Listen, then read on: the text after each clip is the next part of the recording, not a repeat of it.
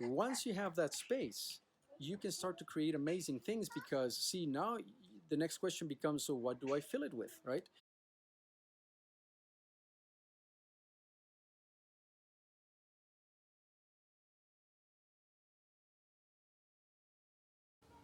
All right, so let's go into the now.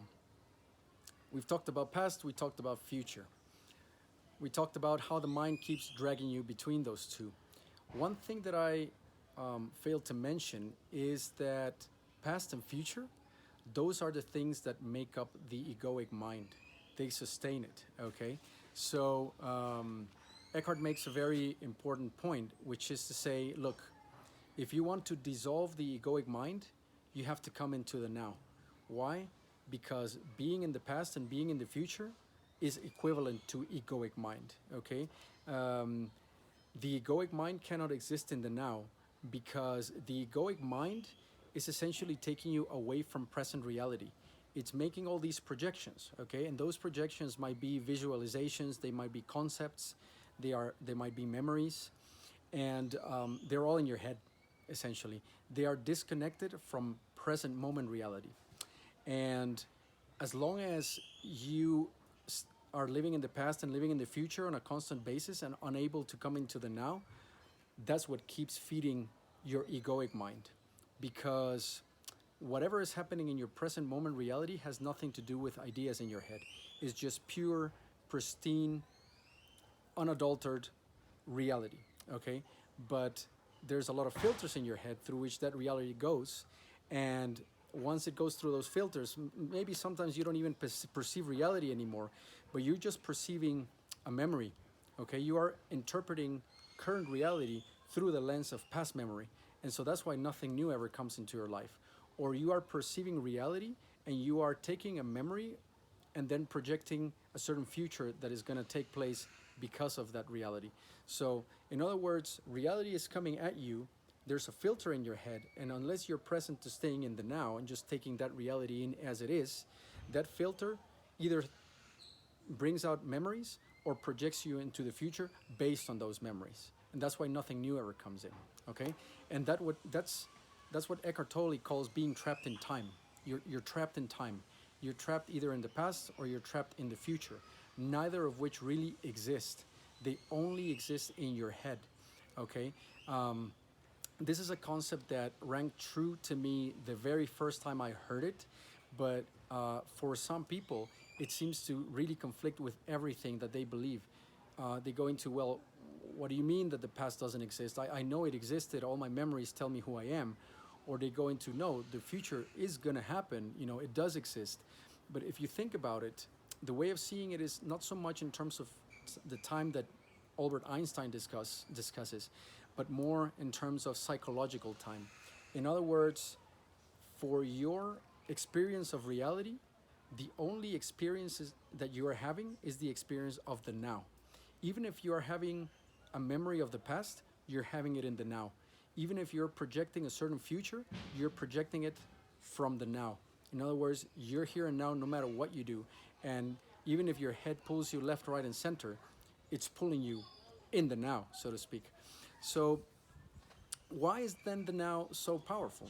It's precisely because as you bring yourself into the now, into this very moment, all your identification with past and identification with future stops, and that puts an end to the egoic mode of thinking, to the egoic mind, and there is space for something truly new to arise in your life. And so I suppose that then the question becomes, so how do you bring yourself into the now? Well, meditation is a massive tool to do that. But before we go into talking about meditation techniques and all the kind of ways that we can get into the now, there are some simple tools that Eckhart offers us, both to train ourselves to stay in the now. We have some visitors here. Vení para acá, unicornio. Vení para acá. Vas a aparecer en la cámara. Vas a aparecer en la cámara. All right. As you can see, sometimes unicorns appear, and you know there's a certain technique to deal with them. Hola. Ay no. Pórtate. All right. So what you essentially have is one big tool of coming into the now, and that is your body, your inner body awareness. Why is that an easy and effective tool to come into the now? Because it's very tangible. Actually, it's very grounding. There's a saying in yoga which says that the mind is what full of what they call rajas or over hyperactivity. So your mind starts to pórtese bien, estoy haciendo un video, ¿sí? So your mind tends to be overactive and therefore it pulls you in. So you're in your head, okay? The moment to step out of your head is to come into your body. And so how do you do that? Well, you train for it. And what you start to do is you start to exercise what's called inner body awareness. And we can try it here for 10 seconds if you like. And so what I'd like you to do, you can close your eyes, you can keep them open if you like. Maybe you're sitting, maybe you're standing. It really doesn't make a big difference. But maybe you can start shifting your awareness from your visual awareness where you're watching this video right now. And you can shift your awareness slowly to, say, the soles of your feet. And you can start exploring, well, how do they feel, okay? So start to feel the soles of your feet, and you can describe that feeling in many different forms. You can start to describe the pressure that your shoes or that the floor is infringing upon the soles of your feet. And you can even rank that pressure between, say, 1 and 10. For myself, as I stand here now, I would say that that pressure is around maybe a 6. Okay, so I feel that. But I also feel the texture of the socks. And I feel that there's a certain cushiony feeling to that. I can describe it in terms of temperature. It's fairly warm today. I'm wearing shoes, and I can feel that there's a warm temperature around the soles of my feet. And as I go a little bit inside my feet, I can feel that there's a very, very mild tingly aliveness to them. Okay, it's not pain, it's not pulsating, or it's also not it's not pins and needles. It's just a sensation where I feel that I have feet and I feel that they are there. Okay, now as you have done that for yourself, you may have started to realize that there's all these sensations going on. And just as you did it with the soles of your feet, you can do it with your entire body. What does that do? It brings you out of your head and it brings you down into the body. And connectedness with your inner body is a crucial thing to have, not just to stop your mind from running and bringing you into the now, but it also fosters a lot of health because it starts to connect your central nervous system with your peripheral nervous system. It starts to reinforce a part of your brain that essentially contains a map of the body, and the richer that map is, the healthier your entire system starts to become. In other words, unless you are constantly in your body, it's almost as if your brain starts to forget that you have one, essentially, and so the body is kind of neglected, and you become this brain that happens to have a body, whereas in fact you're both, and both are very important. I think I have a little unicorn to deal with back here. She's gone now. Pórtese bien, unicorn. Ah. So and so inner body awareness is your primary tool for coming into the now, for getting out of your head and coming into the present moment. So again, right, we describe coming into the now as the way to stay away from being trapped in time, being trapped in past, being trapped in future, and why those two are elements of the mind that you want to use whenever necessary, but avoid when it becomes a compulsive habit. There's something to be learned about the past. You can evaluate the past, learn from it, take what you need from it, and then you drop it. Or you can plan for future things that you want to achieve or avoid, and once you've created that plan, then you come back into the now. Okay, when it becomes problematic, in other words, I'm not suggesting, or Eckhart rather is not suggesting, that you never review the past or you never project yourself into the future. The problem is when this becomes compulsive and when it's out of your control, and that's when it starts to affect your life in all kinds of negative ways. Now, we have described why it's good to stay away from past and future, and how the now is an antidote to that. And we have also described how to get into the now, or at least one basic technique. And by the way, body awareness just as we did with the soles of your feet, is a type of meditation. But what we have not described is, so what are the creative aspects of the now? Okay, what are the things that can come once you're in the now? And that's where you start to get into the more interesting side of things, because as your awareness starts to grow, you'll see one thing happening, which is that at first, when you start practicing body awareness, meditation, yogic techniques, or mindfulness techniques, you're going to have to work very hard to stay away from past and future. And so most of your energy is going to be spent bringing yourself back, bringing yourself back, bringing yourself back. Now, once you've done that enough, you notice that there's a lot of stillness in your mind. Your meditations become a lot more effective. They become, you're much more centered. The thinking in your mind subsides a lot easier, a lot faster, without so much work. And so now suddenly you have all this now and all this space to play around with, right? And guess what? That's when you start to really build. That's when you start to create. I mean, actually create. Up until now, if most of your time is being lived in past and future, you don't really have choice. What you're doing is you're a repetitive machine that is just playing out the same patterns over and over again. And some of them might be constructive if you were sort of well raised, or you kind of have your act together. But others are incredibly destructive and painful for you. But you don't have a choice to change them because, well, they're very ingrained, right? And you're just repeating them. There's a lot of past in you. Now, you could go to therapy, you could go to counseling, or do all these kind of things, or just through sheer will and determination try to eliminate them.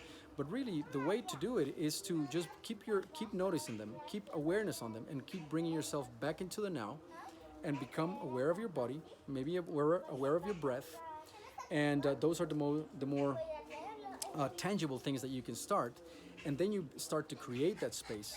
Once you have that space, you can start to create amazing things, because see, now the next question becomes, so what do I fill it with, right?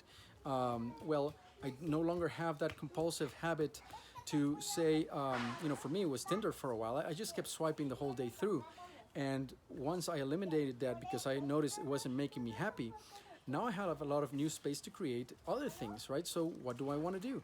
Well, I'm going to start journaling, because that increases my sense of gratitude and my overall happiness. I'm going to start working out more. I'm going to read more books. I'm going to start this vlog. And so space opens up for you to create new things and things that you actually want for your life. And that's the power of now, is that only in the now can truly new and original constructive things can come through. They will not come from your repetitive attitudes of the past. They're not going to come from your worrisome or your wishful thinking about the future.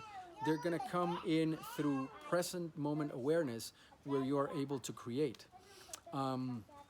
There's another element to this, by the way, which is this whole body awareness thing. So this is not me making it up. It's not even Eckhart Tolle making it up. One of the reasons we don't go straight into deep sense of self-meditation or things of that kind is because those elements of meditation tend to be much more intangible. They're too difficult to grasp. They're very fleeting, and your attention is just going to go all over the place, and you're going to be a little bit lost. So the way the yogic path begins is to transform you first through the body. That's why yoga, the 8 limbs of the Ashtanga, for example, they start with asanas, which is the postures. Why do you start with the postures as opposed to meditation or contemplation? Because the postures are very tangible for you.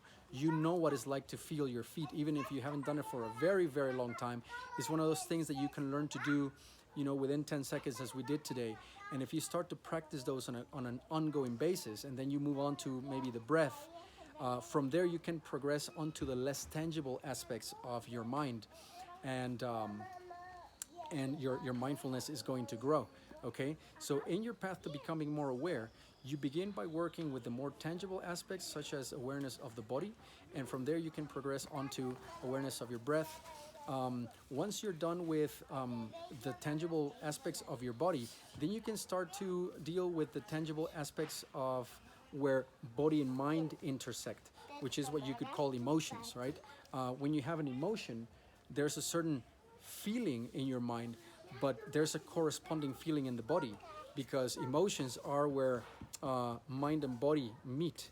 Okay, so As you progress up in your awareness, you can start just going deep and observing your emotions, and then that becomes your portal into the now.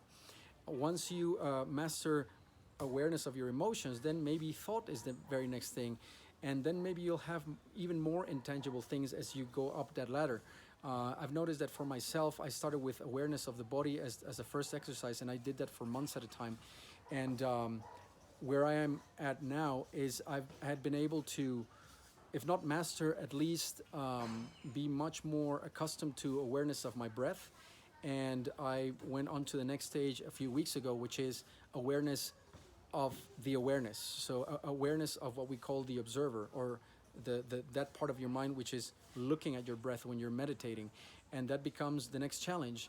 Um, I, I don't do it all the time, and so for example, this morning I had an hour 45 of strong determination sitting, probably the longest meditation I've ever done.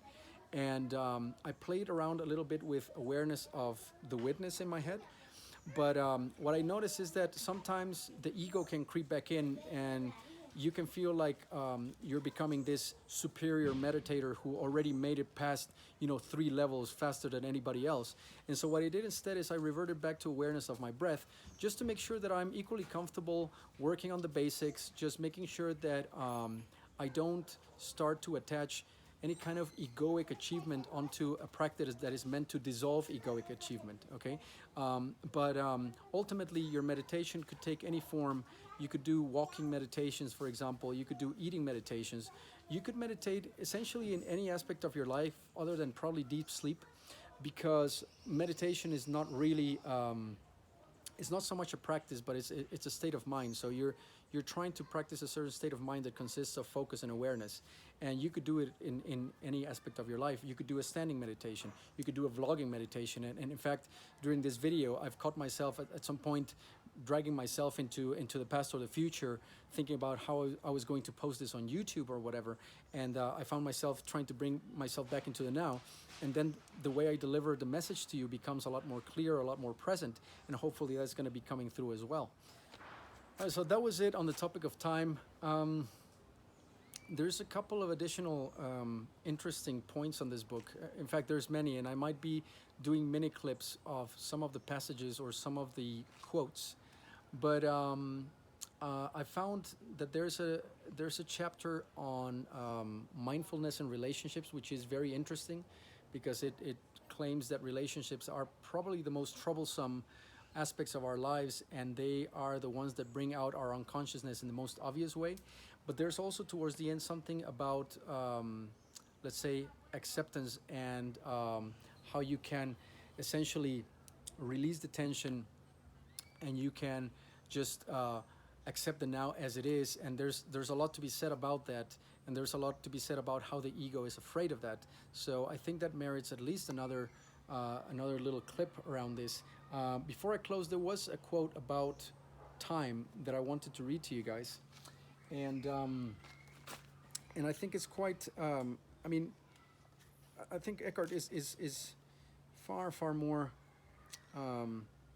eloquent than I am. So I'm just gonna quote here. He says, "The old patterns of thought, emotion, behavior, reaction, and desire are acted out in endless repeat performances, a script in your mind that gives you an identity of sorts, but distorts or covers up the reality of the now. The mind creates an obsession with the future as an escape to the unsatisfactory present."